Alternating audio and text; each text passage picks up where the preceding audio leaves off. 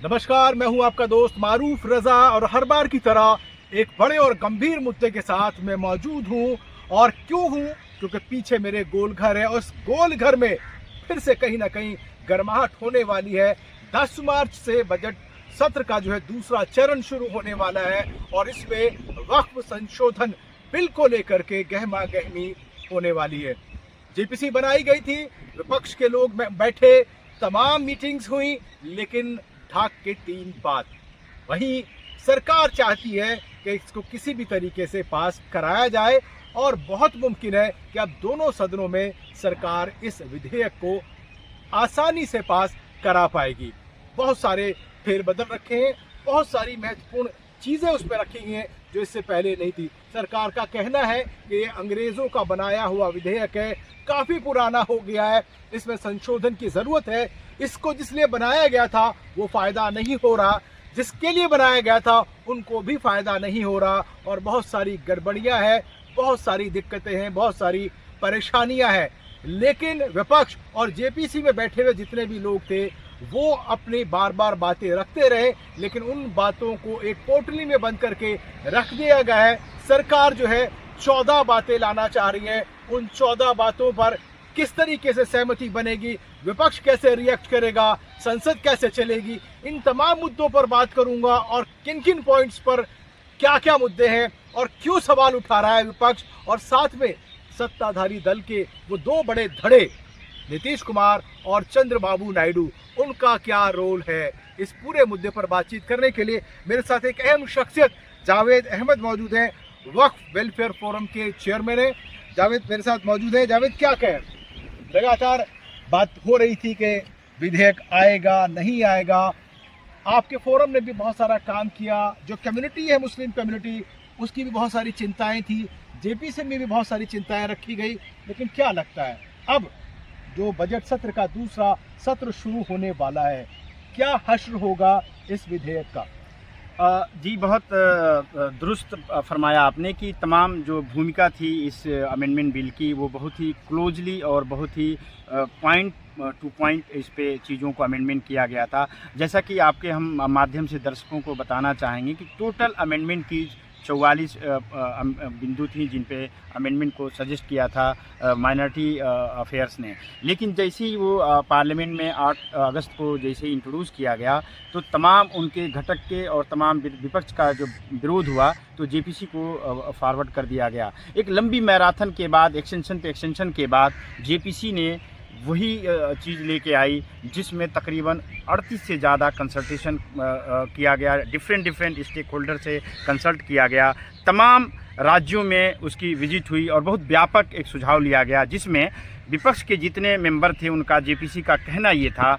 आखिर में जब बिल जेपीसी की रिपोर्ट के तौर में जब फॉर्म में पेश करने की बात आई तो ये बात आई कि जितने 44 पे संशोधन स्टेक होल्डर और जेपीसी के मेंबर यानी विपक्ष के मेंबरों का सुझाव था, उसको जेपीसी ने नहीं माना और 14 उन और अमेंडमेंट को लाई जिस पे टीडीपी और नीतीश पार्टी के लोगों का सुझाव था। 14 को उसको शामिल कर लिया गया। जावेद ये कहना चाह रहे हैं कि जितने भी सुझाव थे वो सुझाव ठंडे बस्ते में रख दिए गए हैं और 14 नई बातें आ गई। यस जी, लेकिन बात ये है, सरकार कहती है कि हम इसको ट्रांसपेरेंट करना चाहते हैं, रिस्पॉन्सिबल करना चाहते हैं। पहले ऑन द टेबल 10 रुपये लिया जाता था और ऑफ द टेबल करोड़ों की डील होती थी। इन तमाम चीज़ों को ख़त्म करना चाहते हैं, इसका डिजिटलाइजेशन करना चाहते हैं, इसको और जिम्मेदार बनाना चाहते हैं और इसका जो फ़ायदा है वो ओबीसी यानी कि पसमानदा तबके के लोगों तक पहुँचाना चाहते हैं। क्या दिक्कत है?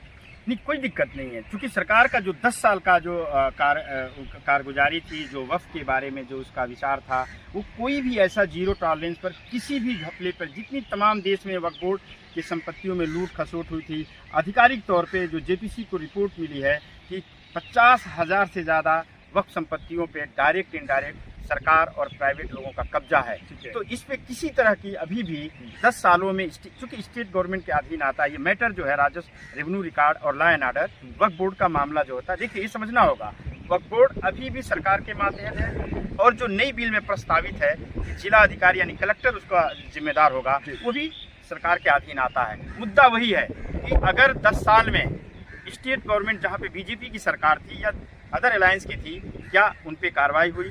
जब वक्त की प्रॉपर्टी अभी के 50,000 से ज़्यादा तो वैसी हैं जो लिटिगेट हैं और वो कहीं ना कहीं अदालतों में हैं, लेकिन अनाधिकारिक तौर पे यानी अनऑफिशियल कह सकते हैं, कब्जा तो है गैर का, लेकिन वो बोर्ड में शिकायत नहीं है और न वो अदालतों में। इनकी तादाद कहीं डबल फोल्ड में है। कहने की बात ये है कि सरकार वक्फ की जो अमलाक हैं दिल्ली में जहां आप खड़े हैं, क्या उनकी संपत्तियों को खाली कराने के लिए जो नया कानून है उसको मजबूत बनाया है? तो जवाब ये है कि नहीं। अच्छा, नहीं, आपको शक है कि जो चीज़ें आ रही हैं, जो 14 नई बातें आ रही हैं, वो 14 बातें जो हैं वो वक्फ प्रॉपर्टी को लेकर के, उनके वेलफेयर को लेकर के ज़्यादा फ्रूटफुल नहीं है?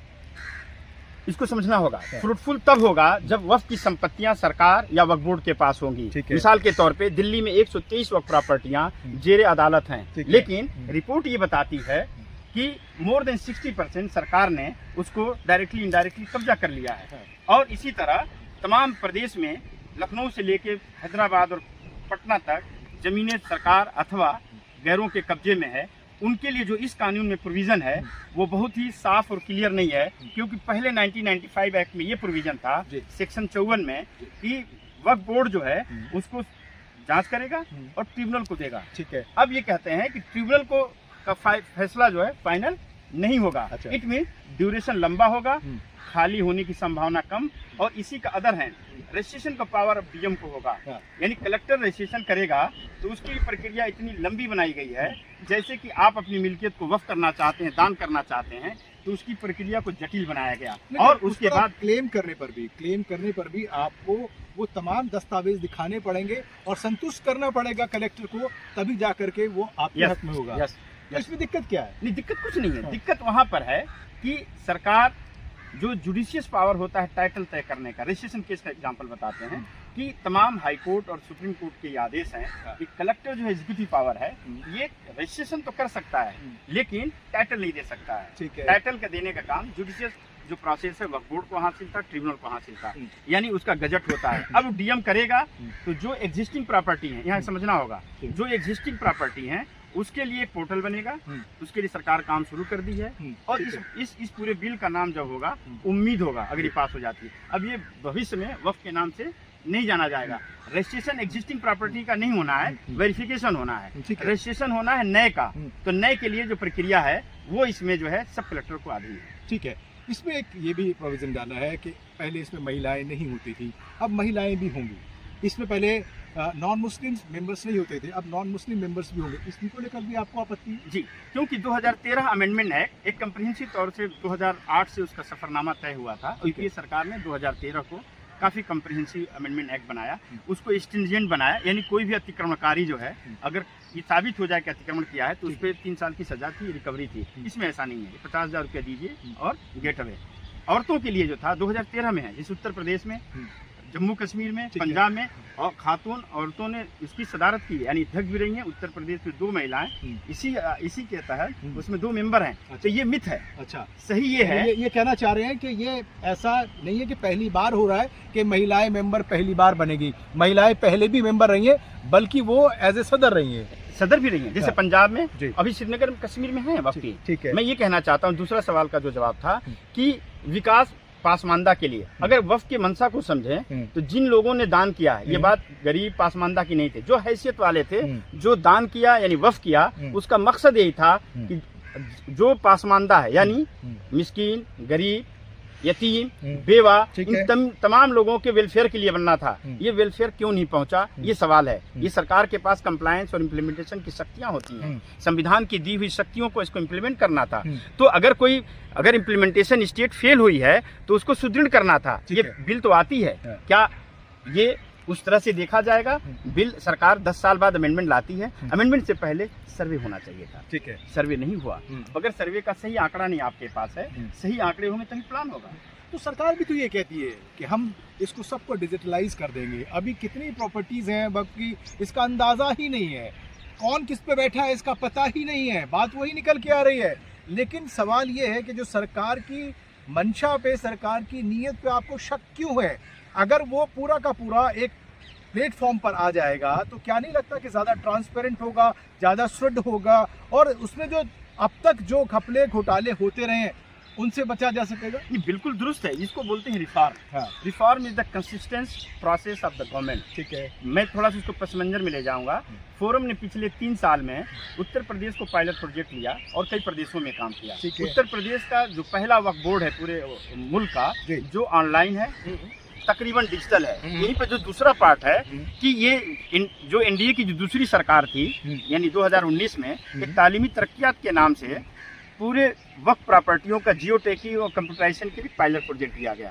वामसी नाम का एक पोर्टल है, तकरीबन वो पूरे मुल्क की जितनी 625 के आसपास वक्फ स्टेट हैं उनमें इन्होंने 80% रिकॉर्ड को कंप्यूटराइज किया, लेकिन वो दोषपूर्ण है। यानी त्रुटियां हैं। जैसे मिसाल के तौर पे किसका नाम है, कितना एरिया है, जैसे कहा कौन मुतवल्ली है, ये आंकड़े उसमें अपडेटेड नहीं आए। अब सरकार ये मान रही है इस बिल के पीछे कि जैसे ये बिल आएगी तो मैं एक अलग कंसल्टेंट से एक अलग सॉफ्टवेयर बनाऊंगा, अलग जी, उसमें 100 करोड़ रुपए खर्च हो चुके हैं। ठीक है। ये वो पूरा नहीं हुआ। तो सरकार की हर बात जो है स्टेट वेलफेयर के लिए होती है, इस पर शक नहीं किया जा सकता। ठीक है। लेकिन जो मंशा है कि वक्फ मुसलमानों की दी गई हुई दान संपत्ति प्राइवेट अफेयर है। अच्छा। क्या इसकी प्राइवेसी, इसकी मिल्कियत वक्फ की बचेगी? अच्छा, बहुत सीधे लफ्जों में मैं भी जानना चाहूँगा और मेरे दर्शक भी जानना चाहेंगे क्या कि वक्फ प्रॉपर्टी मीन्स क्या? वक्फ की जो संपत्तियां हैं किसको आप कहते हैं? बहुत सीधे लफ्जों में बताएं जिसको मेरे सारे दर्शक, वो सारे समुदाय के समझ पाए कि आखिर वक्फ प्रॉपर्टी से होती है। बहुत सदे हुए लफ्जों में। ये बहुत ही सिंपल है। वक्फ एक अरबी लुगात है, यानी शब्द है।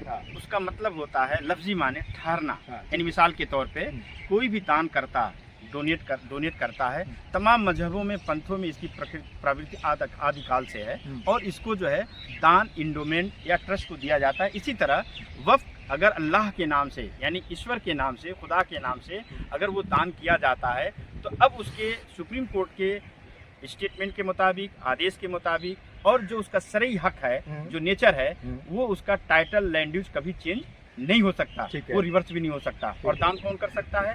वो दान वो कर सकता है जिसकी प्रॉपर्टी का खुद मिल्कियत हो।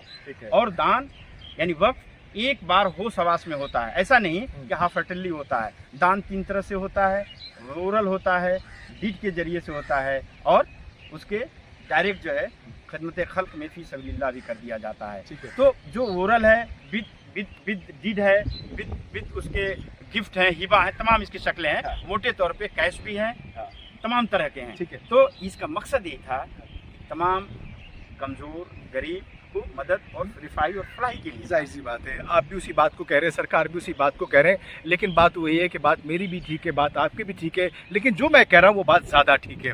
इसलिए सवाल ये भी उठा रहे हैं, विपक्ष भी उठा रहा है और कहीं ना कहीं से जो इस पर्टिकुलर कम्युनिटी के लोग हैं वो भी उठा रहे हैं कि क्यों वक्फ की प्रॉपर्टी की चिंता की जा रही है, क्यों श्राइन बोर्ड की चिंता क्यों नहीं की जा रही, क्यों वहाँ पर दूसरे, जैसे अगर वक्फ प्रॉपर्टी में आप हिंदू लोगों को आप मेंबर बना रहे हैं तो वहाँ भी मुस्लिम्स को बनाया जाए, क्या ये भी सवाल है?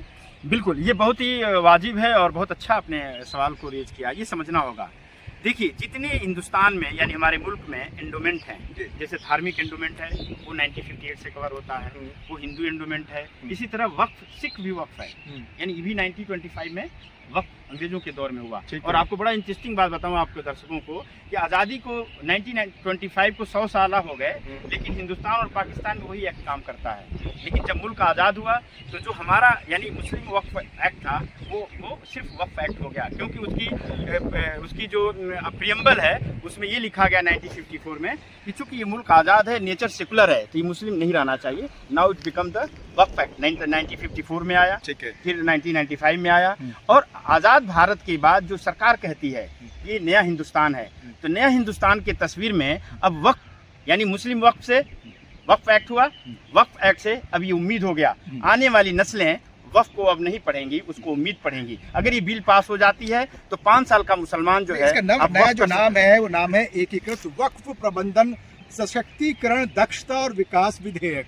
उम्मीद, हाँ उम्मीद, इसको आप शॉर्ट में उम्मीद कह सकते हैं। उम्मीद कहते हैं। यूनिफाइड, इंटीग्रेटेड, इफेक्टिव, एफिशिएंट और डेवलपमेंट। तो ये उम्मीद जो है ये अब जैसे इलाहाबाद को प्रयागराज पढ़ा जाएगा, मुगल सराय को दीनदयाल उपाध्याय पढ़ा जाएगा, कैनॉट प्लेस को राजी चौक पढ़ा जाएगा, लेकिन ये एक धार्मिक सेंसिटी है, इसका एक ताल्लुक जो है उसके स्पिरिचुअल और उसके शरई तौर से उसका ताल्लुक है। पूरे देश भर में नहीं, 1447 साल पूर्व से ये प्रक्रिया जारी है और ये सब ऐसी चीज है कि तमाम वेलफेयर के लिए है, तमाम वेलफेयर के लिए, सुधार के लिए। और राज्य सरकारें भी, देश की सरकारें भी लोकहित के लिए ही सरकारें मानी जाती हैं, सरकारें चुनी भी जाती है और लोकतंत्र भी वही जिंदा रहता है, वही बसता भी है। जावेद, आखिरी सवाल, सेशन शुरू होगा और विधेयक आएगा भी, और जैसा मैंने कहा कि मुझे लगता नहीं कि इसको पास हो जाने में कहीं भी कोई दिक्कत होगी। आपको क्या लगता है? देखिए, सरकार जो है बहुत ही कॉन्फिडेंट है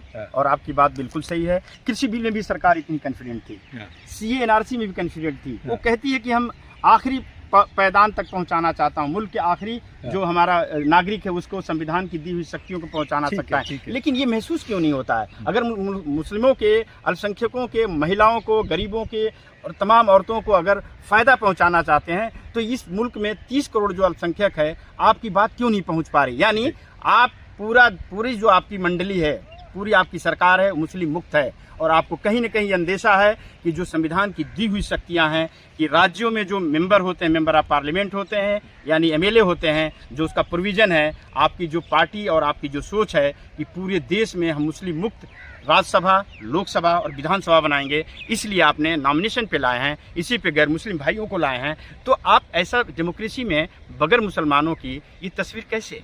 और अगर आप ये कहते हैं कि बिल तो नंबर से होता है, ये खेल पार्लियामेंट का है, जी, तो मुझे लगता है कि कॉन्फिडेंट है सरकार। ठीक है जावेद, आपने बहुत अच्छी जानकारियाँ दी और बड़ी विस्तृत तरीके से बताया दर्शकों को हमें कि वाकई वक्फ संशोधन है क्या, प्रॉपर्टीज़ क्या है, उसके आगे क्या होने वाले हैं, और सेशन सामने नजर आ जाएगा। सरकार को बड़ी उम्मीद है, पूरा भरोसा है, विधेयक पास हो जाएगा।